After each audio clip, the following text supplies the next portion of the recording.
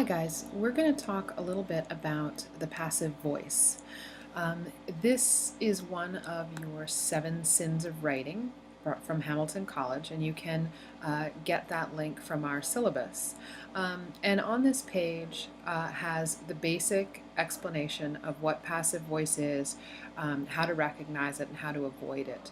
And basically, what you should know, first and foremost, is that passive voice has nothing to do with the past tense. It has to do with being either passive or active. Active is going to engage your reader more than writing passively. And the problem is that in active voice, the subject performs the action, whereas in passive voice, the object receives the action by the subject. And as a result, you get wordier sentences that are generally unclear and certainly less engaging.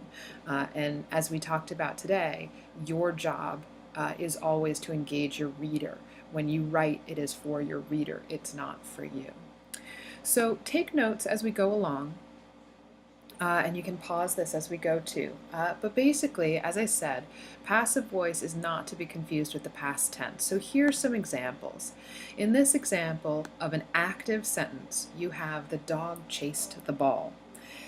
It's a simple sentence, clearly, but you can see that action. The minute you read that sentence, you get a mental picture of a dog running after a ball, ears flapping, feet in the air, goofy grin on his face, chasing the ball being the object of the chase, but nothing to do with any of the action. The ball itself is passive. So here you have the active subject, the dog.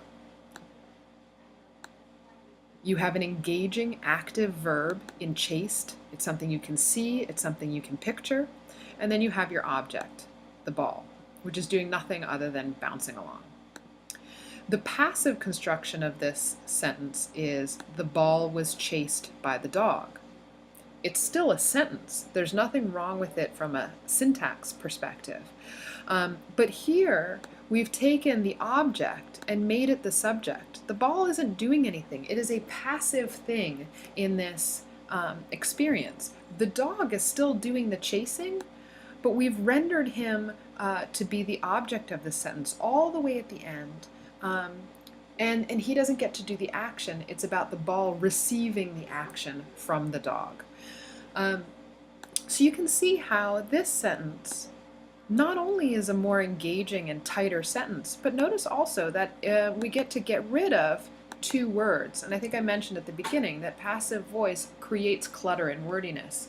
Now, 2 words in one sentence doesn't seem like that much, but if you think about the fact that this is a 7-sentence long word, 7 words long in this sentence, getting rid of 2 of them, that's about 30% of that sentence.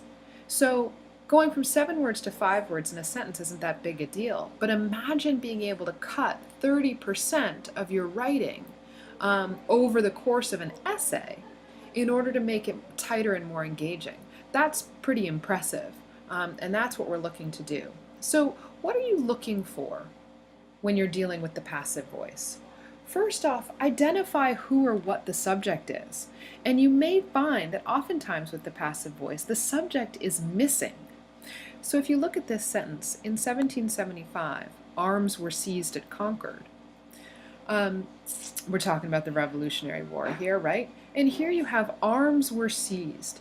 Is arms, which is the subject of this sentence right now, are the arms doing anything in this sentence?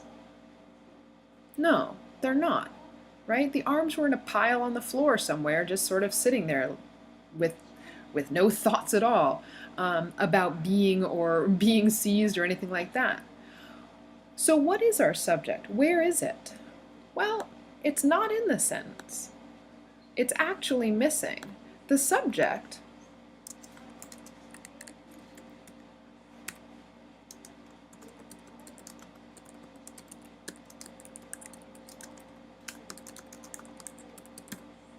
wasn't even included. The British soldiers did the seizing, and now we've taken this compound verb, were seized, which is a little bit harder to picture Because if you try to picture arms were seized without a subject, you're sort of, it's a slightly more fuzzy picture. But here, British soldiers seized arms. Now you can start to imagine, a group of redcoats storming through an encampment or into a armory and grabbing up the munitions. That's something engaging. I can see that. So look for the subject. Is the subject actually there? Is one of the things to ask yourself. The next question to ask yourself is whether a non-animate object is serving as the subject when it shouldn't be. Similarly to up here, the ball was chased by the dog. Here we have this non-animate subject. Here's another example. The frisbee was thrown by the boy. The frisbee is receiving the action of being thrown. It's not doing anything. To fix this, we take our subject, which is way back here in the object position, and let it be the subject. The boy threw the frisbee. Once again, we've gotten rid of two words. This verb that was making it compound, and this word by, and made a much more concise and engaging picture of what's going on. The boy threw the frisbee. I can see that. So some key words that reveal passive voice, as you may have noticed, the word by is often an indicator. You need to see how it's used. But in this, the ball was chased by the dog. The frisbee was thrown by the boy. If this preposition by is being used in this way, you want to stop and say, holy moly, what have I done here? Of can sometimes be an indicator too. Sentences, you hear this on sports broadcasting all the time, something like the ball was hit off the bat of Cabrera. Off the bat of Cabrera. Why isn't it Cabrera's bat, right? So Cabrera's bat hit the ball. Whoops, hit. Right? That's a little bit more engaging, right? The ball didn't do anything. The ball was hit by or hit off the bat of Cabrera. So that's something to look for too. And then finally, as you may have noticed, the verb to be, not only is it a boring verb, was, is, they're linking verbs. There's no action to be seen here. But they often create compound verbs where the core verb is really all you need if you can do some reordering of language. So, how do we avoid the passive voice? Well, there are ways to avoid it without even realizing it. If you commit to making people, places, and things your subjects, and avoiding boring subjects like it, they, or this, you're already off to a good start. Now, it's not as simple as that, right? Because the ball is certainly a thing. But the first step is to make sure that you actually have a thing or a place or a person up front and not something vague like it, they, and this. Then also consider avoiding the use of the to be verb. You will likely, if you were to look back through your summer essay or anything you're working on right now, probably 90 to 95% of your verb use is going to be is, are, was, or were. And that's really boring. Boring, boring, boring. Whereas the verb that's attached to those verbs, if you've got a compound verb, is probably a good verb on its own. How can you make that the verb? Or for that matter, if you're using is, why not, if you have a sentence like, the boy is in that house. Well, what else could you do instead of is? The boy lives in that house. The boy resides in that house. The boy suffers in that house.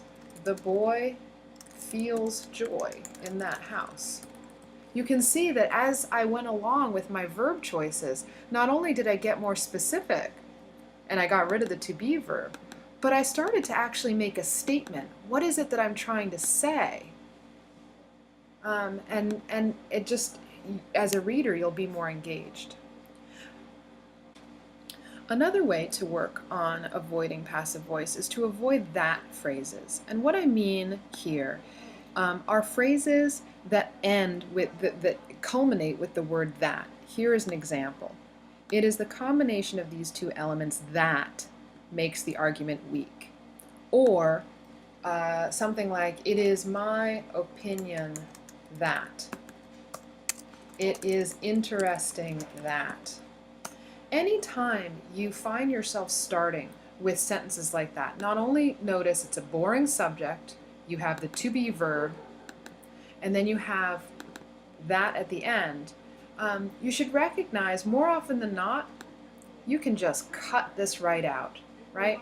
And if we look at this sentence, to tighten it up, why not, instead of saying it is the combination of these two elements that make the argument weak, you can then do the last trick, which is to find the hidden verb, probably in your sentence. You have a good word that should be the verb, but you're using it in a different form. So if you look here, you have the word weak. Well, weak is a really neat word, and weakens is a really neat verb. So why not say something like, the combination of these two elements weakens, whoops, the argument. Now you've cut off your boring subject and verb that you had before. You get rid of your that phrase. And you've taken this this non-verb word and let it be the strong verb it wants to be. The combination of these two elements weakens the argument. It's more concise, it's more engaging, and you've have a reader who wants to know more. So those are the tips and tricks for avoiding passive voice. I'd like you to watch this video again if you should need to. I hope you paused as you went along and took notes. And as you're working on your opinion and fact paragraphs, make sure that you're paying attention to your verb choice, to what you're using as a subject, and really working to tighten your prose. Okay?